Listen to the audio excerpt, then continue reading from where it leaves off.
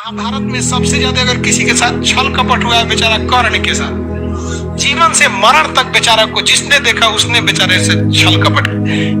भगवान का रूप लेकर कृष्ण भगवान लोग, इंद्र भगवान, ये लोग मिलकर उससे कवच कुंडल छीन लिया। नहीं तो कोई मार देता क्या कवच कुंडल?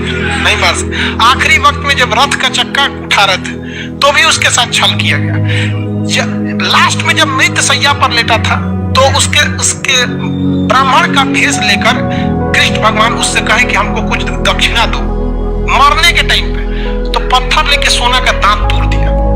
सोना का दांत तोड़ दिया कर्ण ने। और दिया तो उन्होंने मना कर दिया कि ब्राह्मण को झूठा देते हो। तो उसने कहा कि एक काम कीजिए ब्राह्मण देवता, हमको तीर लग गया है, हम उठ नहीं पा रहे हैं, वो मेरा धनुष उठा के दीजिए, हम अभी आकाश में मारते हैं, वर्षा होती है, बहुत बलशाली था। तो कहा कि हम उठा के देंगे तो ये मेरा कर्म हो जाएगा। और ब्राह्मण को कर्म के बदले उसकी मजदूरी मिलती है, दीक्षा नहीं मिलती। बेचारा कराहते हुए अपने से कर्ण ने धनुष उठाया था और इंद्र देव को मारा, वर्षा हुआ, धूल के दिया था। इसलिए जब तक पृथ्वी कर्ण जैसा महाबली कोई और उतना दानी नहीं होगा। भले जीते अर्जुन थे, अर्जुन जीते नहीं, जिताए गए थे। और कर्ण हारा था तो सत्य की जीत के लिए। कर्ण वह व्यक्ति था जो हार कर भी सत्य को विजयी बना दिया, क्योंकि कर्ण अगर नहीं रहता तो कौरव जीत जाता। कर्ण अगर नहीं मारा रहता तो कौरव जीत जाता। तो कर्ण ने अपना कवच कुंडल दान दिया था इसलिए कि कर्ण मारा जाए और कौरव हार जाए। वरना वहां पर वो जीत, अगर वो कवच कुंडल नहीं दिया रहता तो बहुत मुश्किल हो जाता उसको।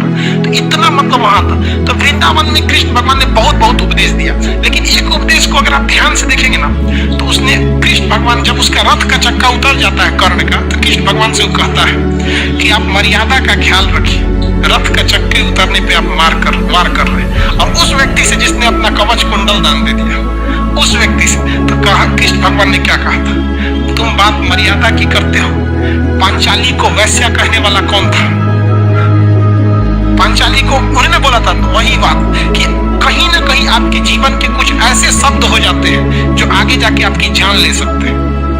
तो इसका आप हमेशा ध्यान रखिएगा। जिंदगी बहुत बड़ी है, नौकरी तो मिल ही जाएगी, लेकिन जीवन में कभी ऐसा शब्द मत निकालिएगा जिस वजह से आपकी जान या फिर जान मर जाना ही, जान नहीं लेना है। कभी ऐसी बेइज्जती, कभी ऐसा फंस जाइएगा कि वो शब्द आपको जीने नहीं देगा। और शब्द एक बार निकल गया तो वापस नहीं ले सकते। तो वृंदावन में जाइएगा तो बड़ी कथा होती है, वहां पर सुनिएगा तो बहुत बढ़िया कथा कहता है, मन लगता है बहुत। कभी जाइएगा सुनिएगा, बहुत बढ़िया है। क्वेश्चन पूछेगा वृंदावन गार्डन कहाँ पर है?